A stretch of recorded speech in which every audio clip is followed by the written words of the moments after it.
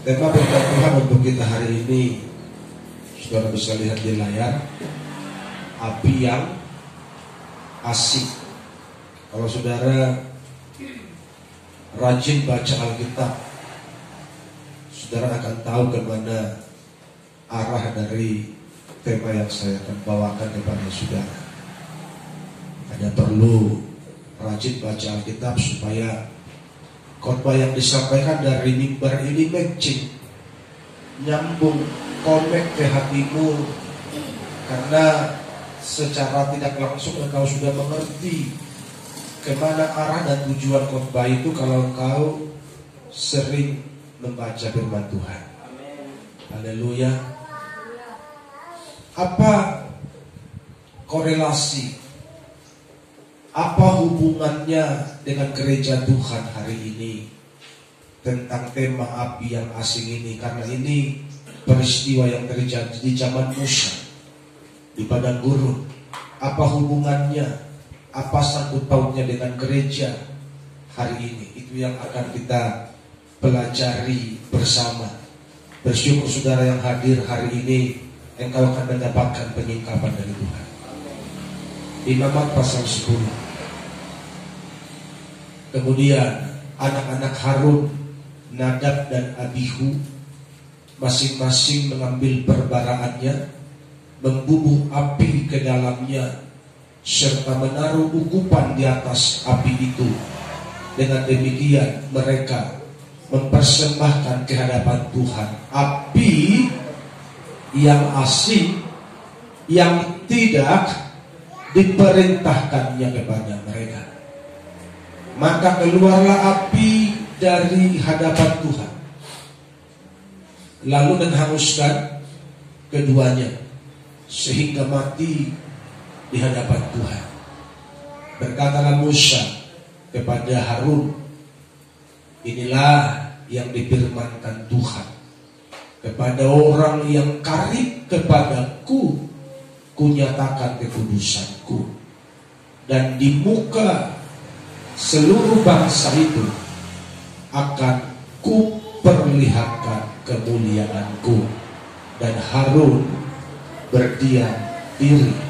Sampai di situ pembacaan firman Tuhan.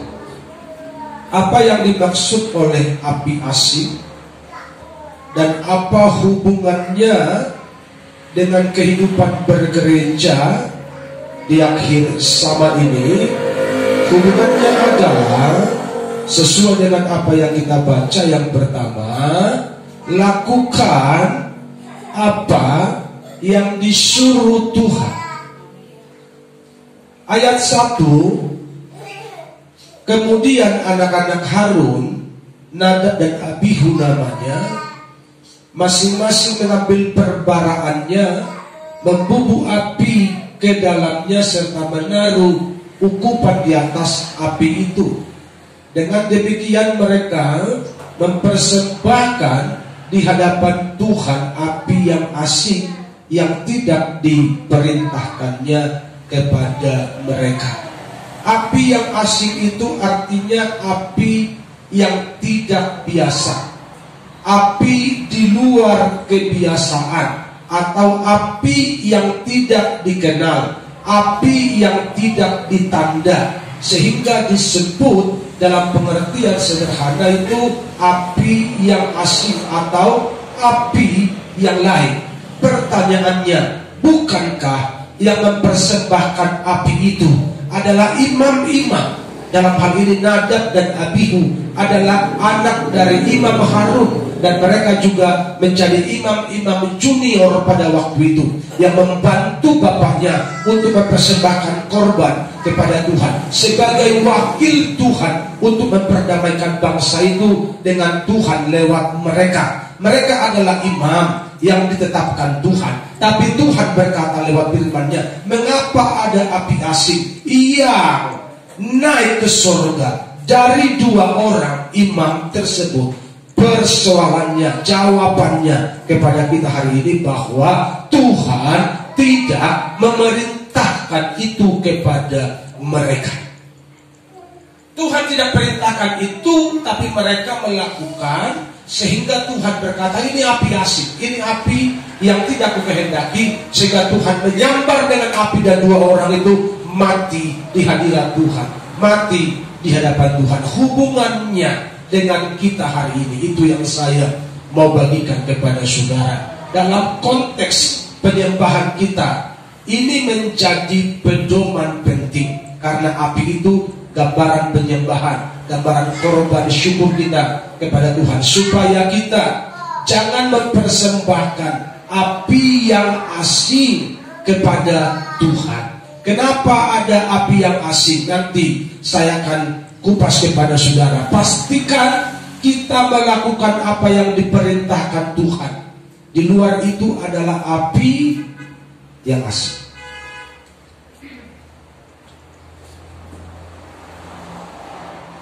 Berkoar-koar pun kita menyembah Tuhan. Kita pakai mic, kita bikin speaker besar-besar. Bila perlu kita kebaktian di lapangan. Kalau engkau tidak melakukan firman Tuhan, maka korbanmu, apimu adalah api yang asing di hadapan Tuhan. Yang mengerti katakan amin. Jadi penyembahan itu yang adalah gambaran dari korban kita kepada Tuhan, itu hanya pelengkap, hanya penyempurna dari pola hidupmu yang sudah berkenan kepada Tuhan. Saudara mengerti maksudnya? Jadi kalau hidupmu tidak berkenan, mau siang malam pun engkau koar-koar, mau potong lembu macam bangsa Israel, potong kerbau segala macam, kau beri, kau kasih buat Tuhan, Tuhan akan bilang, gue muak nih, ini api asing nih, ini gak enak nih, gue cium, ini bau nih. Kenapa? Karena keluar dari pribadi yang tidak berkenan kepada Tuhan. Saudara mengerti? Kalau hidupmu tidak menyenangkan Tuhan, apimu asing di hadapan Tuhan, korbanmu asing di hadapan Tuhan, pujianmu asing di hadapan Tuhan, mau suaramu cantik pun asing di hadapan Tuhan, palsu di hadapan Tuhan. Tapi kalau engkau benar, engkau cinta Tuhan, engkau sungguh-sungguh, suaramu yang palsu itu yang terbaik di hadapan Tuhan. Mari mengerti hari ini. Makanya umat Tuhan, saya beritahu kepada saudara, simpan di hatimu, tanamkan di hatimu sampai kau mati. Gak bisa kita pura-pura sama Tuhan. Iya. Saya ulangi, gak bisa kita pura-pura sama Tuhan. Haleluya. Nanti engkau akan ditendang dari pengadilan itu. Aku tidak kenal kau, takut anda Nanti katakanlah saya contohnya, saya bilang, Tuhan, aku yang tiap minggu khotbah itu dah, yang tiap minggu pakai dasi dah. Kalau yang lain bilang, aku yang tiap minggu pakai jubah dah Tuhan. Oh, udah banyak kali orang khotbah Tuhan. Tuhan bilang, aku tak tahu. Kenapa? Karena apimu asing. Tiap minggu itu apimu asing yang kau persembahkan. Kenapa apimu asing? Karena hidupmu dengan khotbahmu tidak sama. Haleluya. Makanya jangan main-main sama Tuhan. Kalau jadi orang Kristen yang benar, kalau enggak mending murtad sekalian. Tuhan tuh gak butuh kita kok. Kenapa salah? Tuhan gak butuh kita. Kerajaannya tidak akan berkurang, tidak akan kendor, tidak akan luntur tanpa saudara, tanpa saya. Dari selamanya sampai selamanya dia tetap Tuhan. Ada saudara atau tidak ada saudara, dia tetap Tuhan. Dan tidak pernah tergoyahkan sampai selama-lamanya. Jadi jangan merasa kau pahlawan, Tuhan berhutang samamu. Tidak ada. Saudara mengerti itu? Jangan ada kepalsuan. Jangan ada kemunafikan di hatimu. Tidak guna. Sia-sia api asing nanti yang membakar hatimu. Mau cikrak kau, mau tumbang-tumbang kau lagi penyembahan pun, Atau menggoyang-goyang pun kau penyembahan. Kalau hatimu tidak tulus, pengiringanmu tidak tulus, api asing yang kau persembahkan, dan Tuhan bilang buang-buang dengan korban. Yang mengerti katakan amin. Amin. Saya sedang mengkhotbah dari Tuhan. Karena saya pun masih manusia seperti saudara. Saya belum malaikat, saya belum sempurna. Jadi dia akan menjadi asing, korbanmu akan menjadi asing, penyembahanmu akan menjadi asing ketika dipersembahkan dari pribadi yang tidak mengasihi Tuhan secara sungguh-sungguh. Apapun yang kau beri, mau penyembahanmu, mau uangmu, apapun yang kau beri, ketika pribadimu tidak dengan segenap hati mengasihi Tuhan, ketika hidupmu tidak dengan sungguh-sungguh menyembah Tuhan, tidak dengan sungguh-sungguh memuliakan Tuhan, maka semua itu akan menjadi korban yang asing di hadapan Tuhan. Ketika korban itu mau dipersembahkan, itu tidak bisa dipersembahkan sembarangan. Korban itu harus dibawa kepada imam. Imam harus menyeleksi korban itu. Korban itu harus dilihat, karena Tuhan tidak mengingini korban yang ada cacatnya. Saudara baca itu di Alkitab ya. Tuhan tidak berkenan kepada korban yang ada cacatnya. Jadi seseorang yang datang bawa korban persembahan kepada Tuhan, imam harus menyeleksi dulu, harus dilihat semua sampai imam berkata, oh ini layak, baru dipotong dipersembahkan kepada Tuhan. Kenapa? Karena Tuhan tidak berkenan kepada korban yang ada cacatnya.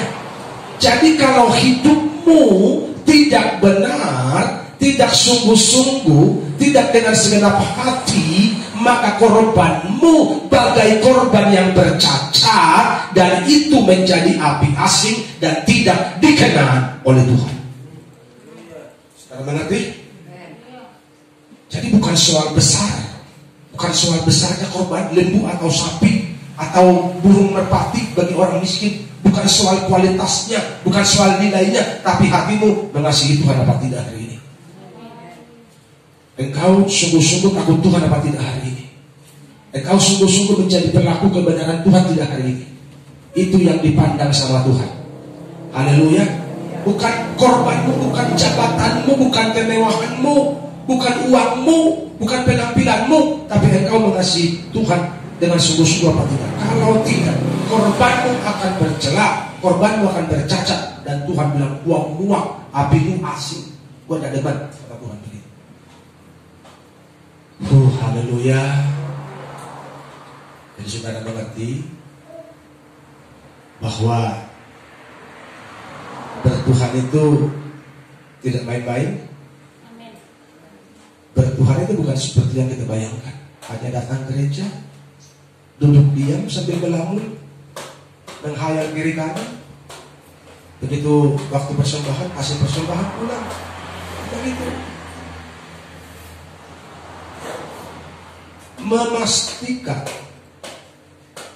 Memastikan korbanmu tidak bercacat dan tidak bercela, itulah tugasmu dalam menyembah Tuhan. Saudara mengerti gak itu?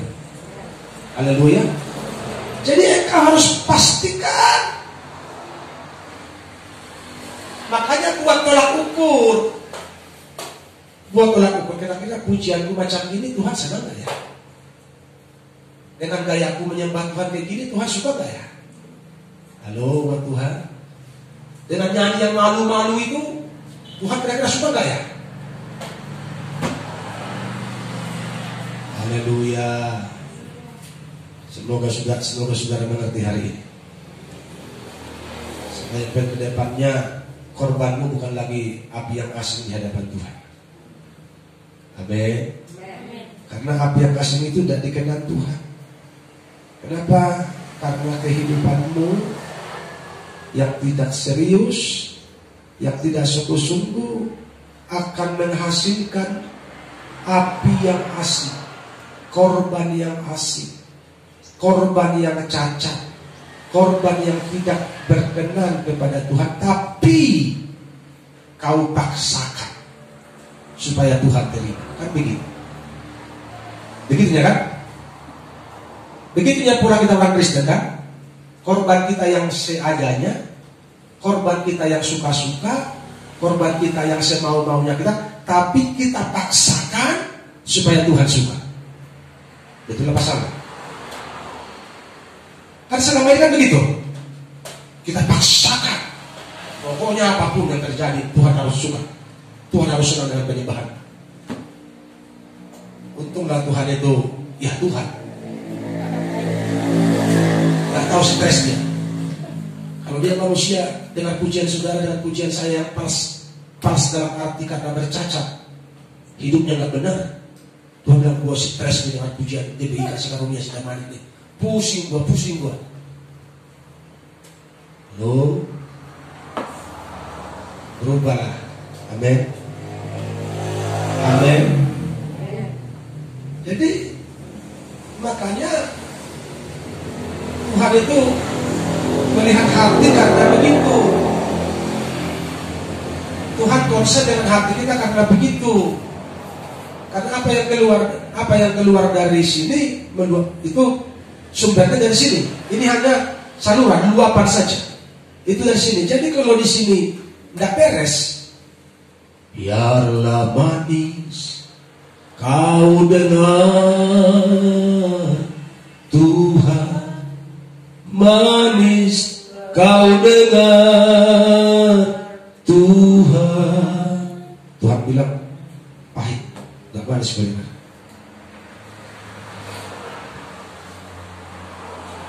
Tidak manis ku dengar penyembahanmu. Apimu api asing. Kenapa? Karena hatimu belum tulus. Hatimu tidak serius menyembah aku.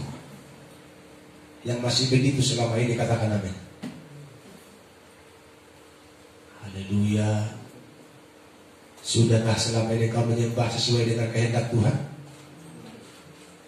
Mari kita renungkan baik-baik ini. Karena Tuhan sudah mau datang. Biar kita semakin disempurnakan. Baik dalam pola penyembahan kita, korban kita harus semakin disempurnakan. Katakan amin. Tuhan tidak mau yang main-main. Tuhan tidak mau yang receh-receh. Tuhan mau hatimu yang serius. Haleluya. Tuhan mau hatimu. Hanya firman Tuhan bilang, persembahkanlah hidupmu sebagai persembahan yang kudus. Supaya apa? Supaya korban kita menjadi korban yang dikenal Tuhan. Bukan api yang asing, bukan api yang lain, tapi api yang disukai oleh Tuhan.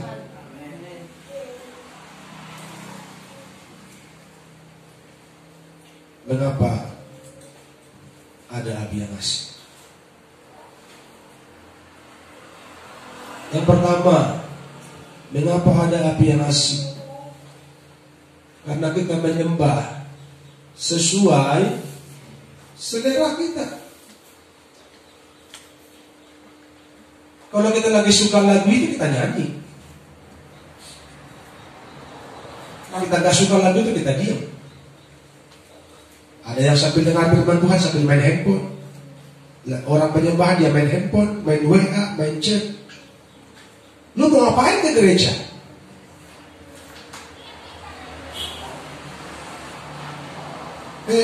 Kalau mau main handphone, main chat-chatnya di warung aja, di kedai tuang sana, di warnet sana, jangan di gereja lah. Lu pikir Tuhan gak lihat? Itulah masalah. Lu pikir Tuhan buta?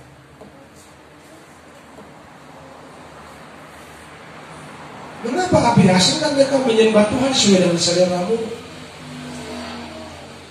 Ada orang-orang tertentu yang fanatik dengan gereja. Ketika pujiannya lain, dia bilang dia harus diam. Kenapa kau diam? Ini bukan lagu gereja kami, ini kan lagu gereja. Lagu gereja kami ini. Lagu gereja kami tidak begitu, jadi aku diam aja. Dia tuh sesuai dengan selera dia. Begitu disuruh tepuk tangan, itu bukan gereja kami, nggak cocok itu. Jadi Tuhan itu dipaksa menyukai penyembahan yang sesuai dengan selera dia. Akibatnya api mengasap di hadapan Tuhan.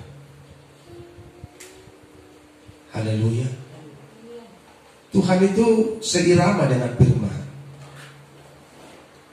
Jadi firman Tuhan kalau bilang A, ya lakukan A, maka hidupmu akan seirama dan penyembahanmu akan seirama dengan Tuhan dan Tuhan akan suka. Haleluya. Apa sih kita mau fanatik sama gerejamu? Gerejamu bisa menyelamatkan.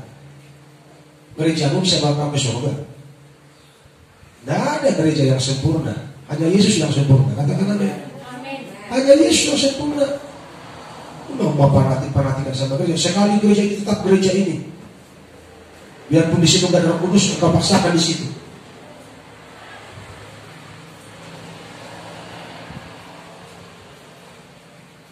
Mengapa ada api asa? Karena kita menyembah Tuhan untuk kesenangan diri. Ada orang yang di rumah galau, di gereja laku mudah-mudahan terhibur hatiku. Ada nggak sih yang begitu? Ribut di rumah, kenapa mau di gereja? Balik ke gereja lah. Ada yang di rumah stres, tidak bisa tidur, ke gereja laku bah. Di gereja kan enak tidur.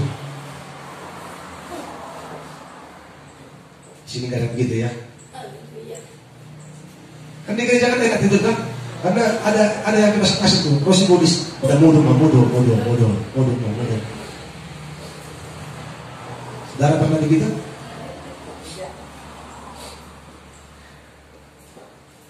Mari kita berubah. Tahu saudara, engkau menyembah bukan untuk kesenanganmu, tapi engkau menyembah untuk kesenangan Tuhan. Makanya lagunya begini, menyenangkanmu, senangkanmu, hanya itu kerinduanku. Katakan amin. Jadi mempersembahkan korban itu untuk kesenangan Tuhan. Kira-kira kalau penyembahanmu asal jadi, Tuhan senang tidak? Kita berandai-andailah dulu. Kita andaikanlah saudara yang menyembah yang asal-asalan itu. Balik deh, saudara jadi Tuhan deh. Andai. Kau dengarlah penyembahan macam begitu. Halo.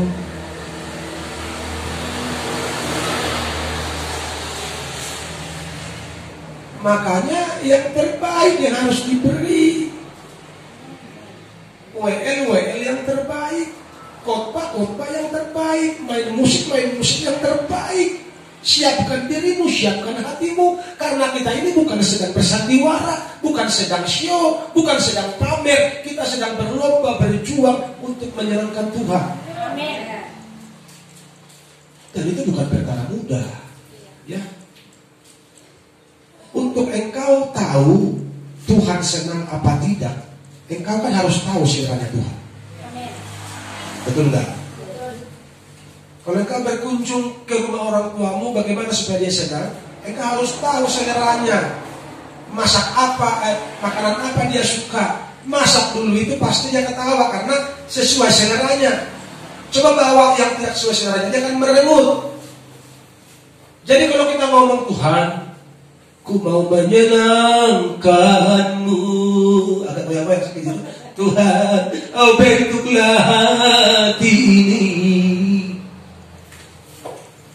Kamu jangan nyanyi begitu, goyang-goyang sedikit, Tuhan langsung senang. Enak di lo, enak di Tuhan kalau begitu.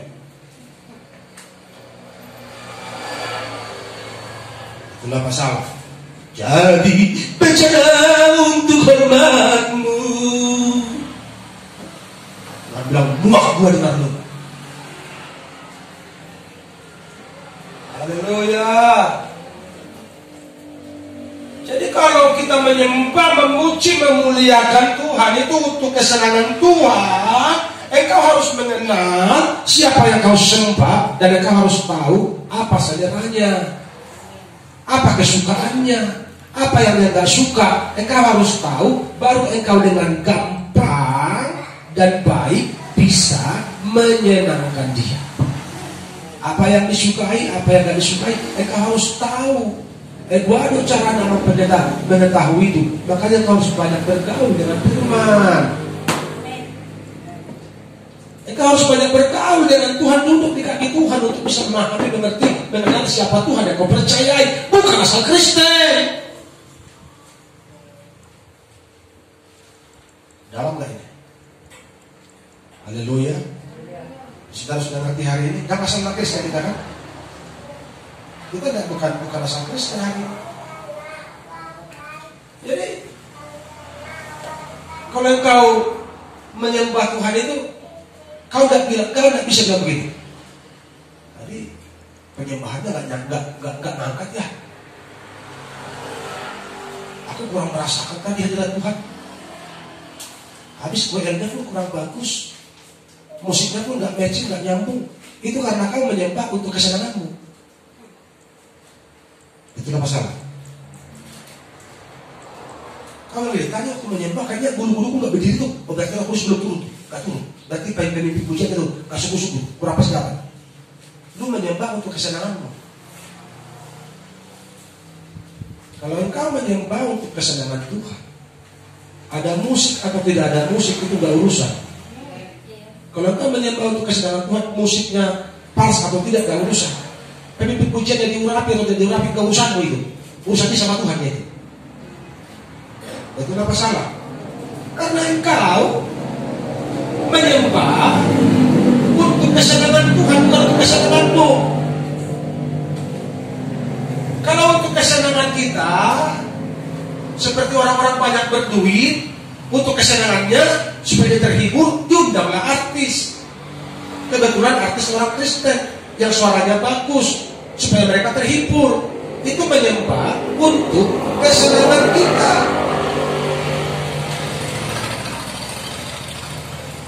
Kalau engkau pengen cari kesenangan, jangan di sini. Bukan di sini tempatnya. Di gereja ini engkau bukan untuk mencari kesenangan, tapi di gereja ini engkau harus memberi kesenangan kepada Tuhan. Sudah nangkap ya?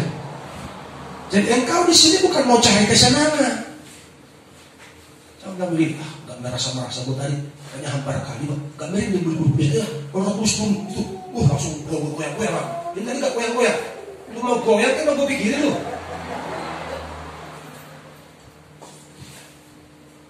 Tuhan kau ukur dengan goyang dan goyang. Sementara datang badai, gempa bumi, kau bilang Tuhan hari, padahal gempa buminya.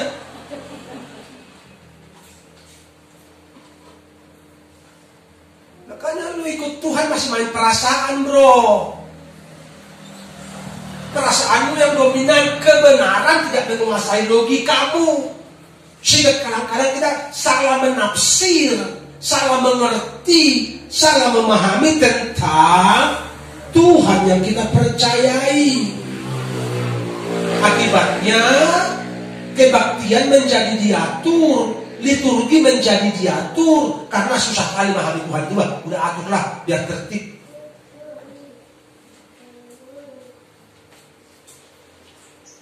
Jadi saudara mengerti, menyembah itu untuk kesenangan Tuhan, bukan kesenanganmu. Kalau engkau mengerti menyembah itu untuk kesenangan Tuhan, maka engkau akan berjuang, berlomba memberi yang terbaik. Haleluya. Gak usah ada, ayo kita menyembah. Gak perlu. Lu tahu kok tugasmu.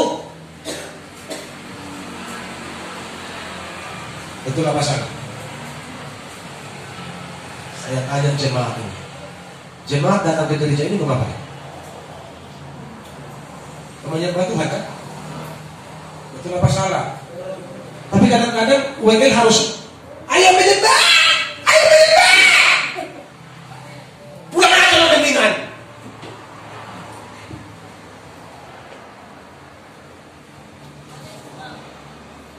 Haleluya. Masa lu gak tahu apa tugas lu datang ke gereja? Makanya cinta Tuhan supaya ada penyingkapan samamu, engkau diberi hikmat kemampuan mengerti kehendak Tuhan. Enggak jodoh kita jadi orang percaya. Haleluya. Kenapa ada orang bodoh secara rohani? Karena mereka tidak beri hidupnya buat Tuhan. Sehingga apapun dan kau bahkan nggak nangkap, dia nggak ngerti dia. Sehingga Tuhan dikaji dengan perasaannya. Kalau merintih Tuhan hadir. Kata nasi polis dong, merintihkan. Halo? Si polis pun bisa bikin merinding kan? Lebih pintar lagi si polis bikin merinding. Kalau di Kuwait kalau sudah merinding kan? Jangan bukan cuma merinding kan? Kesambet kalau di Kuwait si polis kan? Kesambet.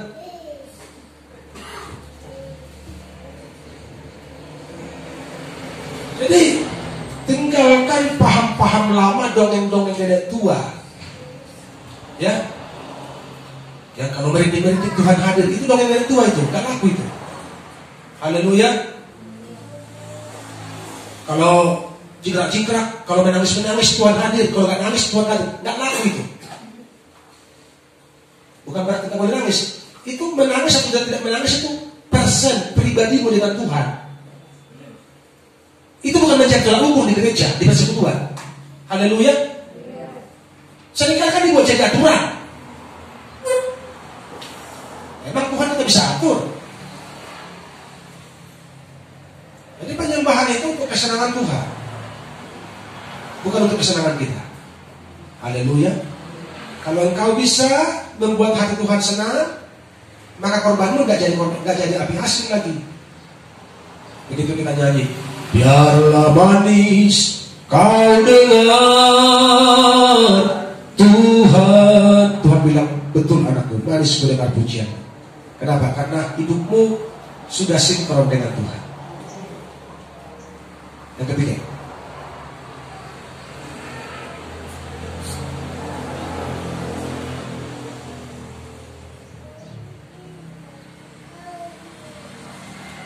karena kita menyembah dengan hati yang tidak benar. Aku mengasihi Engkau Yesus, tapi di hatimu ada dendam sama tetangga. Di sini kan begitu ya. Katakan amin. Jadi mengapa api asin? Karena kita menyembah dengan hati yang tidak benar. Ku kasihi kau dengan kasih Tuhan, tapi mantu sama mertua gak cocok. Mertua sama mantu sama Hela gak cocok, berantem. Sama-sama orang percaya. Tapi kalau nyanyi, ku kasihi kau dengan kasih Tuhan. Tuhan yang mana bro? Tuhan yang mana bro? Kalau kasih Tuhan tidak ada benci, kasih Tuhan tidak ada dendam, kasih Tuhan tidak ada apa lagi itu, tidak ada kepahitan, pure, murni, tulus. Haleluya.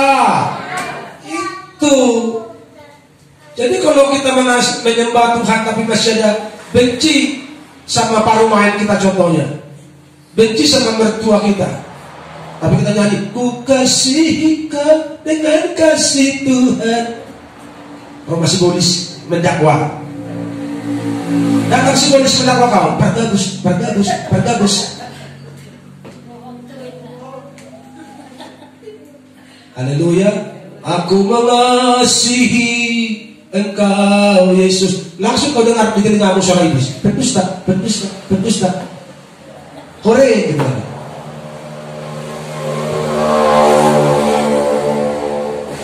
Saudara mengerti ya? Kenapa? Karena kita menyembah dalam daging, bukan dalam roh. Kita masih mengeraskan hati. Kita masih fokus di liturgi gereja. Kita masih ikuti ibadah yang tradisi. Kita belum menyelami penyembahan, menyembah Tuhan dalam roh dan kebenaran. Kita belum masuk ke sana.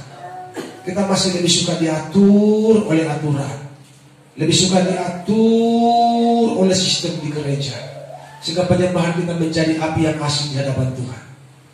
Jadi makanya kalau di sini saya selalu mengajak kita menyembah, bebaskan roh. Dalam penyembahan itu nyanyikan lagu-lagu baru kepada Tuhan. Apa itu lagu baru kepada Tuhan? Bukan lagu yang diciptakan itu lagu baru, walaupun itu lagu baru secara teori. Tapi lagu baru itu adalah lagu yang keluar dari mulutmu ketika engkau sedang menyembah Tuhan. Ada nada atau tidak ada nada, no urusan itu. Pokoknya keluarkan aja apa yang ada di hatimu untuk kesenangan Tuhan. Haleluya. Itu nyanyian-nyanyian baru. Tuhan memberikan nyanyian baru dalam mulutku. Ini nyanyian baru sampai hari ini. Tuhan, masihkah mau kau mendengarkan doaku? Nyanyian baru dibuahi. Haleluya. Jadi makanya kalau kita ibadah, masing-masing kita harus konsen dengan Tuhan. Haleluya. Karena ingat,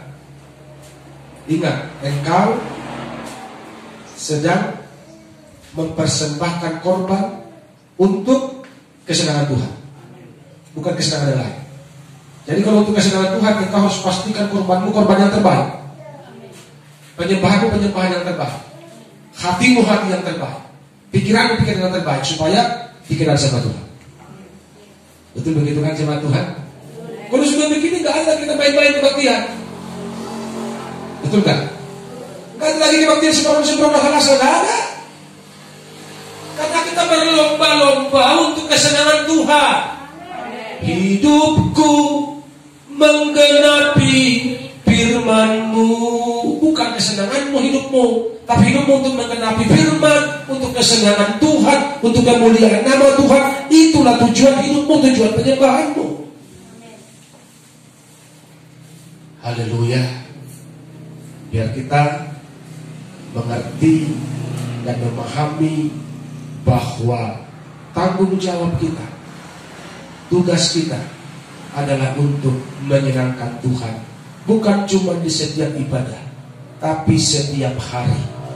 Tugas kita dan tanggung jawab kita adalah untuk menyenangkan Tuhan, untuk kesenangan Tuhan, lewat hidup yang benar, yang cinta Tuhan. Di luar itu, apimu, korbanmu menjadi api asing di hadapan Tuhan. Haleluya.